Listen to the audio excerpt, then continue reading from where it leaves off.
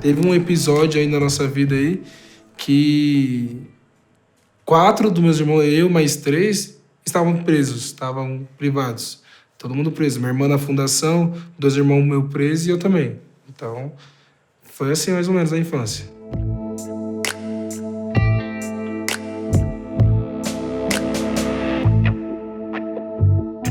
Então, desde quando eu me entendo por gente, eu vim de uma família de 7 irmãos, sendo o mais velho de um outro casamento da minha mãe.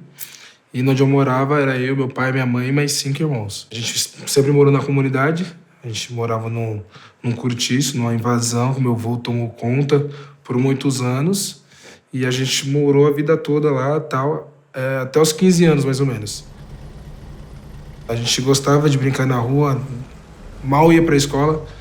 Minha mãe chegava a fazer a matrícula minha e dos meus irmãos, mas não tinha aquele... Ela não dava aquela corda e não acompanhava a ida na escola. Ela simplesmente matriculavam a gente, mas a gente não ia pra escola, a gente ficava em casa, enfim. Não tinha aquela cobrança da parte da minha mãe e do meu pai.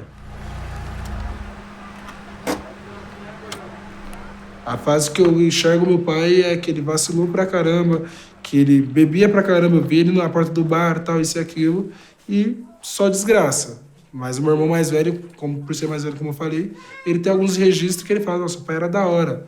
Se a gente colocar 20 anos atrás, ele era um cara da hora, ele trampava, ele era registrado e tal, e a cena era essa. A minha mãe, por sua vez, era isso, era a vida toda... Era pegar alimento, tal, vender, ir pra Cracolândia, demorar 2, 3 dias, a gente ficar preocupado. Ela voltar e vida que segue. Então a gente era acostumado já. Essa saída dela e a ida do meu pai no bar, a gente meio que se acostumou. Ontem uma cena que eu peguei, meu filho foi comprar refrigerante com ele no mercadinho lá da comunidade onde eu moro. E meu filho, pai, comprou pipa para mim. E eu falei, filho, mas você nem sabe empinar. Você nem sabe. E passar na minha memória, eu lembro que o sentimento que eu tive, pô, eu não sei o que é jogar bola na rua, eu não sei o que é empinar pipa, não sei brincar de bolinha de gude. Tinha umas brincadeiras nossas ali de pega-pega, esconde-esconde e tal. Às vezes a gente jogava bola na calçada lá, mas a gente não tinha o hábito de fazer isso. O hábito era correr atrás do sustento para sobreviver. São pessoas que por falta de oportunidade, ou até por uma oportunidade de alguma coisa um pouco melhor, ou por estar envolvido dentro de um sistema onde aquilo é normal ou natural. Ela nasceu e viveu dentro de uma comunidade onde as pessoas fazem isso de forma corriqueira. Então, ela aprendeu isso desde criança. E era muito louco, que eu ia preocupado. O caminho de ir até o mercado e pedir a esmola, pedir o alimento para as pessoas, eu já ia preocupado em trazer. Então, é tipo assim, vou chegar lá, tenho que conseguir as coisas rápido para voltar rápido para poder brincar. Para continuar na rua. Então, esse era o sentimento. E quando eu chegava na porta do mercado, com essa preocupação, e pedia para um, falava não. Às vezes, em pensamento, a gente até xingava o pessoal. Pô, por que não? Falava uns palavrões na mente ali, e falava, por que não? Vocês têm dinheiro, pô. O sentimento era esse. O pessoal tem dinheiro, tá entrando no mercado, tá fazendo compra. Que custa comprar uma bolacha para mim? Que custa comprar 1 quilo de arroz ou 1 quilo de mistura para mim? Então, o sentimento era essa preocupação de ter que chegar lá, fazer o trampo, que seria pedir a esmola, conseguir voltar para casa o mais rápido possível. E quando eu recebi o não, eu ficava pé da vida, ficava muito bravo. E quando conseguia agradecer, ficava super feliz. Era como se estivesse ganhando uma medalha no campeonato e voltava para casa contente. Acho que era isso. O Anderson tinha 10 anos.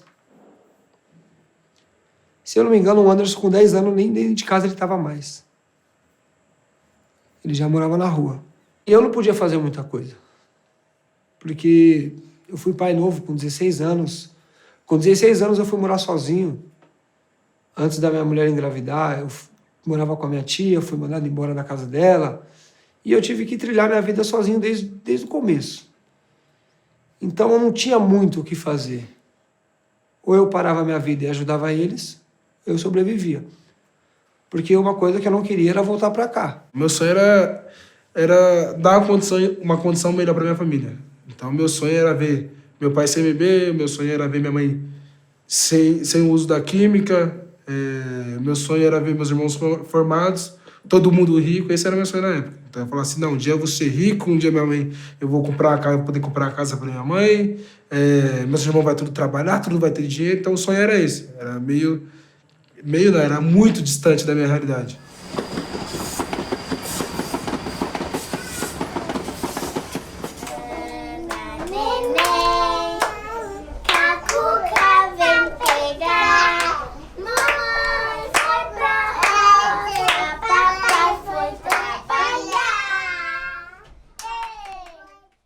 Como eu cheguei na vida louca, né? Como eu cheguei na vida do crime, eu não sei bem o caminho. Eu acho que as coisas foram acontecendo automaticamente. O meu irmão mais velho que morava com a gente já tinha sido preso e tal. Ele traficava, ele ia e saía da FEBEM toda hora. Eu comecei a me envolver com as amizades na época, que alguns roubavam, alguns traficavam, alguns faziam isso, fazia coisa errada e tal. E as coisas, comecei a me envolver com essa galera, com esse pessoal e tal, até que eu comecei a roubar. E enxergar a oportunidade de dar a casa tão sonhada para minha mãe.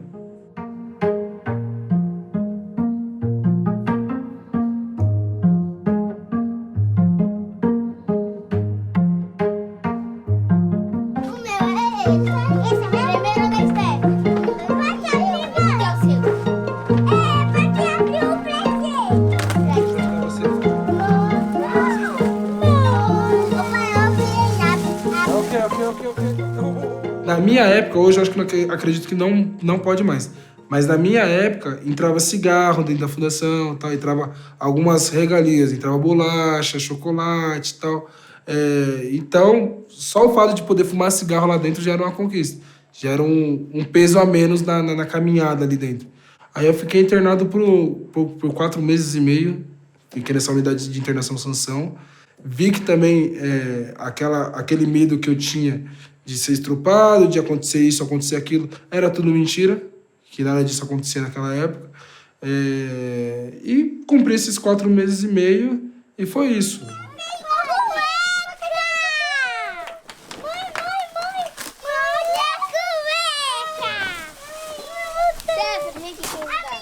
O difícil era ter que seguir a regra do Estado, ter que seguir a regra dos funcionários. Isso era muito difícil, você tem que acordar agora, você tem que comer agora, você tem que tomar banho na hora que eles estipulam. Então isso era a parte chata, sabe? Era ter que seguir a regra que o Estado estipulava.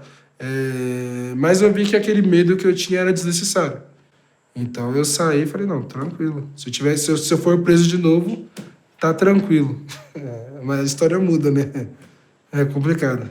Meu nome é Railda Alves, eu tenho 53 anos, sou mãe de 4 jovens, só tive um filho que foi para a FEBEM e foi para o sistema prisional. Sou educadora social, tenho o 3º ano de Direito, mas não dei continuidade ao curso e sou uma das fundadoras da Ampará. Ali era um campo, eu me deparei, assim, todas nós hoje que somos da Ampará, as mães, a gente vê que a gente se deparou com um campo de concentração. Porque se você pegar as matérias antigas da FEBEM, as rebeliões, foi o caos, assim, sabe? E ali a gente começou a fazer um trabalho de conversar com as mães na porta da FEBEM, falando que a gente não podia aceitar que nossos filhos fossem espancados durante a semana, a gente visitar nossos filhos, sabe, machucado. A gente pôde ver meninos com o dente quebrado, meninos com o olho roxo, meninos com as costas manchadas, de tanto apanhar. E ali começou um trabalho. A gente denunciou na vara da infância, junto com as outras mães, e começamos, que antigamente não era a Defensoria Pública, era a Procuradoria do Estado. A gente procurou os advogados, denunciamos e começou a ter a fiscalização das unidades da FEBEM. Então, a gente viu que tinha que ter um grupo de mães que fizesse o enfrentamento contra essas torturas, porque ali é o lugar onde se tem mais violações de direitos. E a gente começou a entender que os nossos filhos estavam ali para cumprir uma medida socioeducativa, não uma medida espancativa.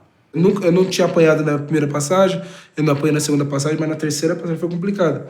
Então eu acho que o Estado, querendo ou não, de uma certa forma, os serviços que eles oferecem faz com que o moleque crie um grau de raiva, um grau de ódio ali dentro, que quando ele sai ele não tem a informação que ele precisa receber e volta a fazer tudo que ele fazia antes. Ele fica nesse processo de roda gigante, ir e voltar, e isso continua alimentando o Estado e é assim que funciona. É um ciclo vicioso. Agora, a partir do momento que você corta, rompe esse ciclo e dá a oportunidade para o moleque e ele ser bom naquilo que ele sonha fazer, você está quebrando o Estado. Não se tem uma política para que ele saia rapidamente de lá e já, sabe, já ingresse no emprego, no curso. A gente está tentando agora com a KF, um órgão público lá na cidade, alguns presos para fazer um curso. Mas muitas das vezes ele precisa mesmo de um trabalho imediato, até porque ele precisa sustentar essa família que ele deixou aqui fora. E se tem muita dificuldade. E eu, por ser negro e vir de uma comunidade, você acaba botando essa ideia na cabeça. Você fala, pô, eu sou negro, eu tô na comunidade, sou pobre, quem vai querer me aceitar? Sabe? Eu acho que a gente não tem muita opção. Talvez até tenha, mas a gente não tem a informação. A informação não chegou.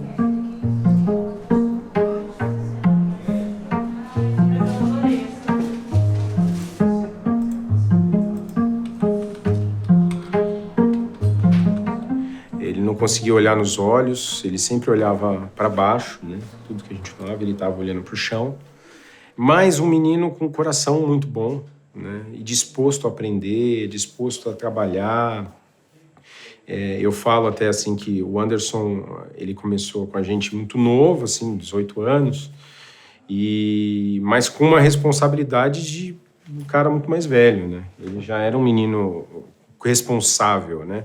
Eu me deparei com uma pessoa frágil, mas com vontade de crescer, com vontade de vencer.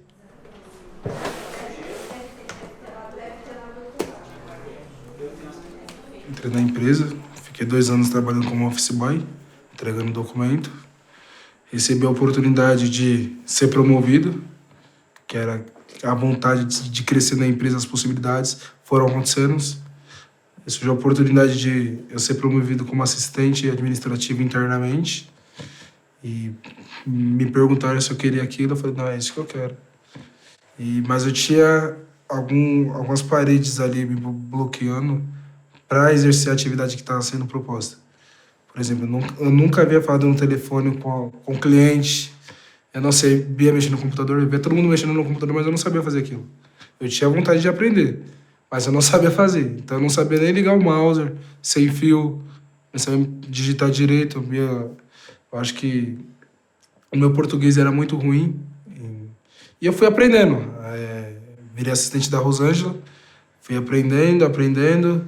Foi um período muito especial, que pensa numa pessoa dedicada, sabe, com vontade de aprender, com muita vontade de aprender. Então, dava gosto em ensinar. Até nos erros, que não foram muitos, graças a Deus, mas houveram, ele pegou aquilo como pontapé, sabe? Impulso para melhorar, para crescer. E ele foi uma surpresa muito agradável, não só para mim, tenho certeza, para a empresa. Eu arrisco em dizer que ele é uma pessoa que, se ele precisar transitar entre as áreas hoje, ele faz isso com os pés nas costas. Os egressos trazem essa questão, né, desse resultado intangível, que é essa possibilidade das pessoas que não são egressas e estão olhando para eles ali de determinado momento, verem que eles agarraram com unhas e dentes. E aquele que está do lado vê essa oportunidade também como única. E nessa junção, a gente ganha em produtividade. Então, a empresa tem um resultado até de produtividade maior com esse grupo que está trabalhando com a gente. Não adianta eu pegar, por exemplo, um menino desses e colocar ele numa vaga técnica de cara. Ele não vai conseguir. Ele primeiro precisa ganhar confiança, ele precisa entender que ele faz parte desse negócio, ele precisa, a gente precisa trabalhar cada degrau com ele no tempo correto, né? Não é o tipo de contratação que você pega e coloca numa situação, já de cara, numa situação de decisão, de risco.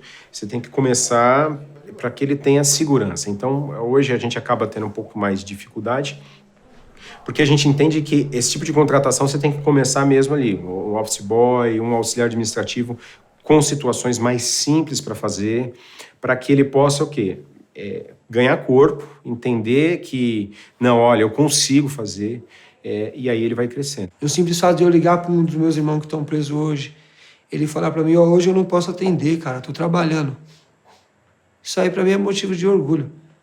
É igual quando minha mãe me liga, eu não atendo, aí eu ligo para ela fala, agora eu não posso atender que eu tô trabalhando. Isso é uma coisa que eu nunca imaginei escutar. Nunca imaginei, porque, vou ser sincero, eu já tinha dado como derrota, cara. A minha cama, bota em mim, né? Calma, tem um já. Eu já tenho minha família e, graças a Deus, eu consigo dar condição para eles, dar o suporte que eles precisam, diferente daquilo que eu passei. Hoje eu não preciso pedir para um filho meu ter que sair pedir esmola, tal. Graças a Deus eu consigo comprar roupa, comprar comida, levar para passear, levar nos... Tudo aquilo que eu sonhei um dia eu consigo realizar com meus filhos hoje.